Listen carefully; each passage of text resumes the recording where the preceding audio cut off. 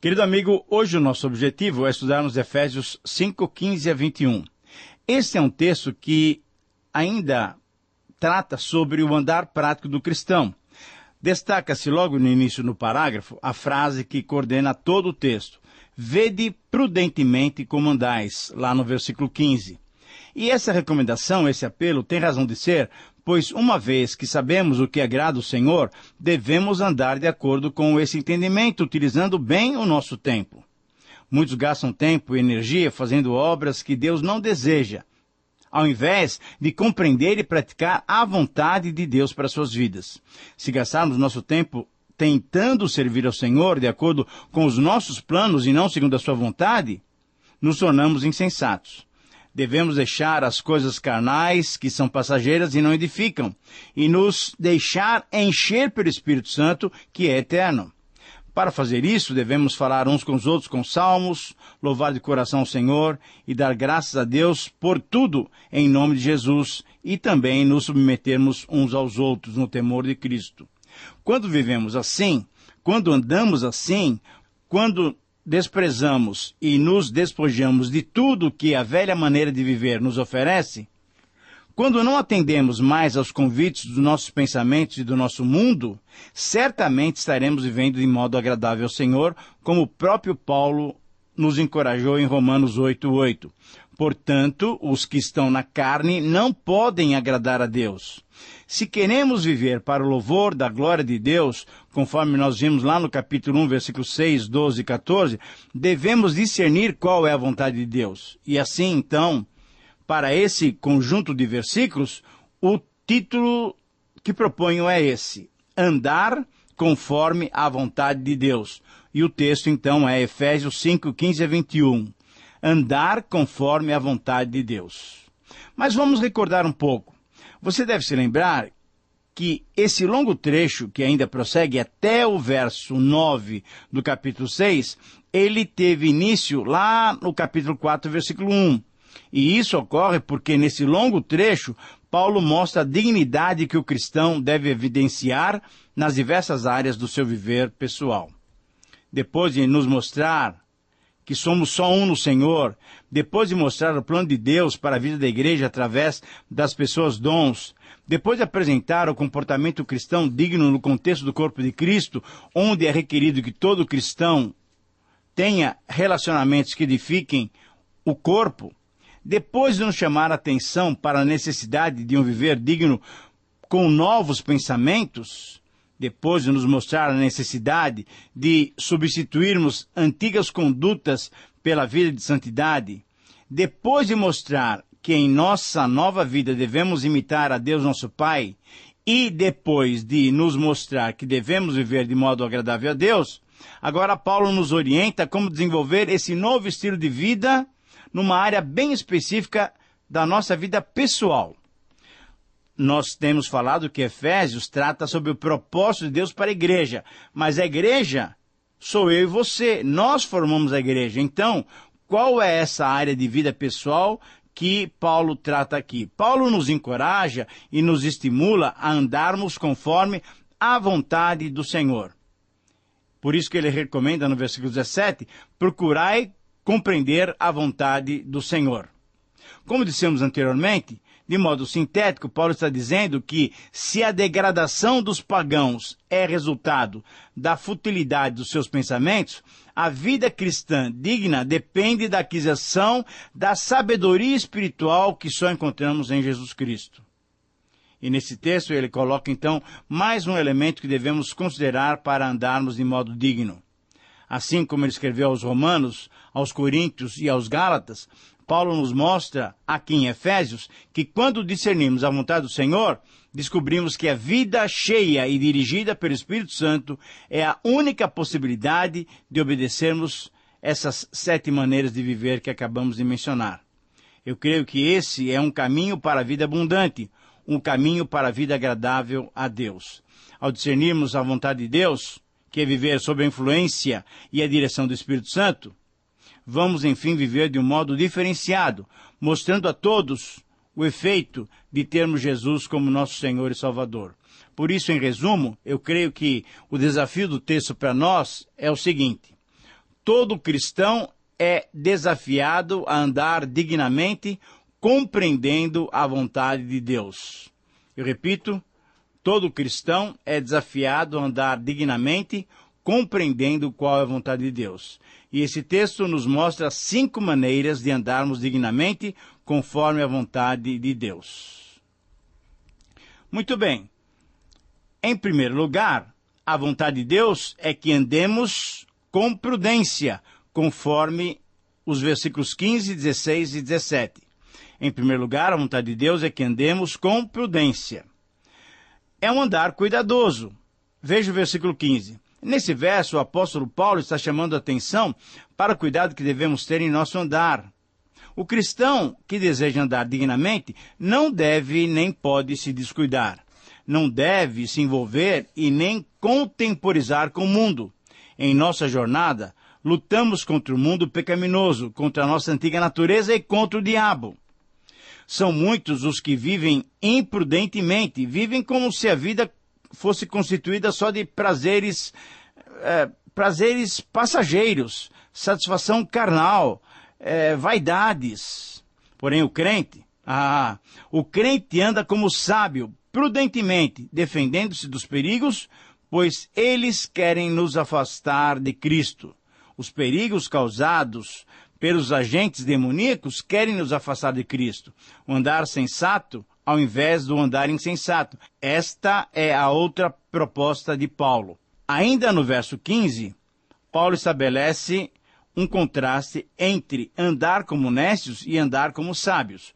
O nécio é um insensato, o não ajuizado, aquele que não pensa nem mede as consequências dos seus atos. O nécio vive de um modo intempestivo, não tem limites, age por impulso, por emoção. E Paulo mencionou anteriormente que os nécios andam segundo a vaidade dos seus próprios pensamentos, estão obscurecidos em seus entendimentos e vivem completamente alheios à vontade de Deus. O agir insensato foi ilustrado por Jesus quando nos chamou a atenção para a maneira como 2 homens construíram suas casas. Um edificou sobre a areia, e ela veio a ruir. E o outro, porém, a edificou sobre a rocha, e mesmo diante das mais adversas situações, a casa permaneceu sólida. E exatamente a sensatez no andar nos fará escolher o caminho estreito. Mesmo que ele seja mais difícil, ele nos conduzirá ao reino de Deus. Nós temos que andar também aproveitando bem o tempo. Veja o versículo 16. Isso quer dizer, remir, resgatar o tempo, aproveitar bem as oportunidades. É exatamente como Moisés tinha dito lá no Salmo 90. Ensina-nos a contar os nossos dias para que alcancemos coração sábio. Como a cada dia surgem novas oportunidades para testemunharmos, para agirmos de modo bondoso, é dessa maneira que devemos viver. Há muita gente, querido amigo, investindo seu tempo em coisas triviais. Há pessoas que vivem sem dar conta dos dias e das horas. Essas pessoas não são prudentes nem sábias, porque um dia Deus pedirá conta do nosso tempo. Nós somos mordomos do nosso tempo. A insensatez nos faz desconsiderar os princípios da palavra de Deus, nos faz desrespeitar os mandamentos do Senhor. Na verdade, quem assim procede, prova que não foi transformado pelo Espírito Santo. Esse tipo de vida provoca inimizade e ruptura no relacionamento com Deus. E ainda no versículo 17, completa-se totalmente esse contraste. Veja bem, insensatez no andar contra a sensatez de andar compreendendo a vontade de Deus. O andar entendendo, compreendendo qual a vontade do Senhor, é um andar que agrada a Deus. E é um andar digno do nome do cristão. A sabedoria, o andar com discernimento deve ser desenvolvido dessa maneira. Por quê? Ora, por uma razão muito prática. Porque os dias são maus. Veja o versículo 16. Uma vez que reconheçamos essa verdade, implica em que devemos ter uma vida de santidade, porque a cada dia a sociedade se afasta ainda mais do Senhor.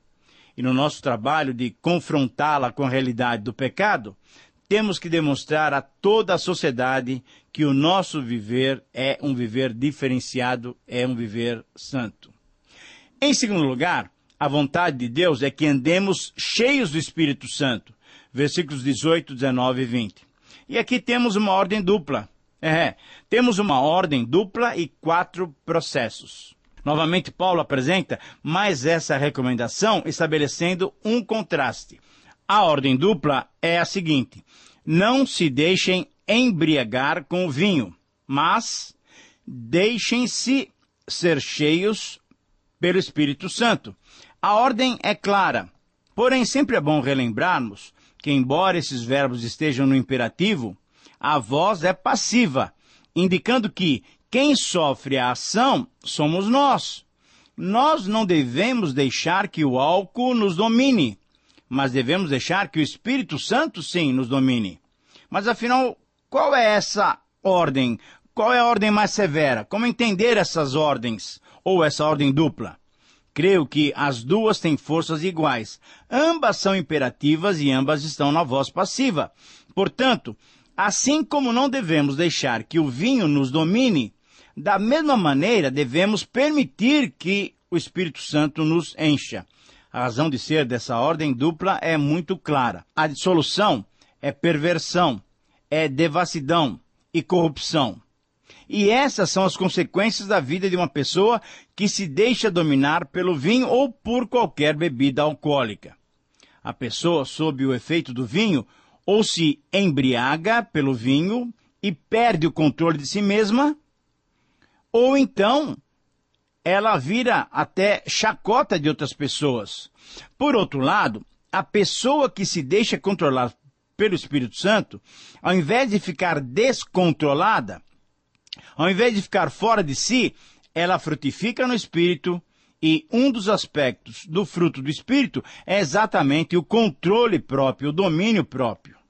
E por isso, então, Paulo disse que o espírito dos profetas estão sujeitos aos próprios profetas. A vida dominada, cheia e dirigida pelo Espírito Santo é a vida que adora o Senhor da maneira correta, que edifica os seus irmãos, levando-os à maturidade, e é a vida que proclama na prática, para o mundo, a mensagem de transformação que Jesus Cristo provoca em nosso ser. Mas surge uma pergunta: como nos encher do Espírito Santo? Ora, a resposta está aqui mesmo nesse texto. Não é algo que esperamos de fora, mas é algo que fazemos obedecendo à instrução da palavra de Deus. Mas, afinal, como nos encher do Espírito Santo? Nos versículos 19 e 20, Paulo nos mostra 3 maneiras de nos encher do Espírito Santo. Primeiro, falando entre vós com salmos, hinos, cânticos espirituais, isso é, permitindo a palavra de Deus habitar ricamente em nossos corações, conforme lemos também lá em Colossenses 3,16. Com a mente repleta da palavra, falaremos uns com os outros e nos encorajaremos a uma vida sábia, estimulando-nos com a palavra memorizada. Em segundo lugar, nos enchemos do Espírito Santo cantando e louvando com o nosso coração o Senhor. Cantar com o coração é bem diferente do louvor de muitas igrejas. É um louvor que vem de bateria, de guitarra, de teclado e que mexe com as emoções das pessoas. Esse é o louvor que nós vemos quase todo domingo. Mas será que é isso que Deus quer? Paulo falou aqui de adoração que vem do coração na forma de falar, de entoar e de louvar. Para isso, usamos a voz que Deus nos deu e o coração que entregamos a Ele. Veja bem, há uma grande diferença entre o louvor praticado em muitas igrejas da moda e a adoração simples do Novo Testamento. A adoração deles saiu do coração e foi transmitida pela voz, pela qual se instruíam e se aconselhavam mutuamente. E em terceiro lugar, nos enchemos do Espírito, agradecendo constantemente por tudo, dando graças ao Pai em nome de Jesus Cristo. Onde reina o Espírito, querido amigo, há gratidão a Deus, um sentimento de profunda adoração e expressão contínua e espontânea de agradecimento a Deus por todas as suas bênçãos. É dessa maneira que nós nos enchemos do Espírito Santo. Quando entendemos e agimos assim, estamos vivendo na plenitude do Espírito Santo. E diante dessa convicção, vale a pena recordarmos os ministérios do Espírito Santo em relação às nossas vidas. Veja só. Primeiramente, o batismo do Espírito Santo é a obra inicial dele, convencendo-nos do pecado, da justiça e do juízo, levando-nos ao novo nascimento e nos introduzindo ao corpo de Cristo. Em segundo lugar, o penhor e o selo do Espírito Santo acontecem porque ele é a garantia de que o cristão é herdeiro de Deus e co-herdeiro com Cristo. Em terceiro lugar, a habitação do Espírito Santo é a sua presença na vida nossa, na nossa vida no dia a dia, dando-nos a convicção de que somos filhos de Deus, concedendo também poder para viver em santidade diante de Deus e diante dos homens. Em quarto lugar, a unção do Espírito Santo é Ele mesmo. É Ele mesmo em nós, ensinando todas as coisas, porque Ele é o Espírito da verdade. O Espírito Santo é a unção. E todos os cristãos têm essa unção. Confira isso lá em 1 João 2:27. Eu repito, 1 João 2:27 é um texto esclarecedor. Em quinto lugar, temos a capacitação do Espírito Santo, que são os dons espirituais que ele concedeu a cada cristão, visando a edificação do corpo de Cristo. Mas o texto ainda nos apresenta mais 3 maneiras de andarmos dignamente. Vamos lá. Em terceiro lugar, a vontade de Deus é que andemos sujeitando-nos uns aos outros. Veja o versículo 21. Aqui temos o princípio da sujeição ou da submissão. Quando aceitamos o senhorio de Cristo, todas as áreas da nossa vida são afetadas. E uma das que é mais afetada é a área dos relacionamentos.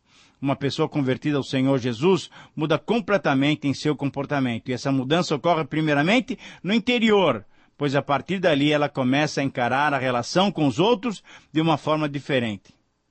Então essa submissão mútua vai mostrar que somos pessoas diferentes, que somos pessoas maduras. O cristão que é cheio do Espírito Santo sabe que, embora a salvação seja individual, a vida cristã é comunitária.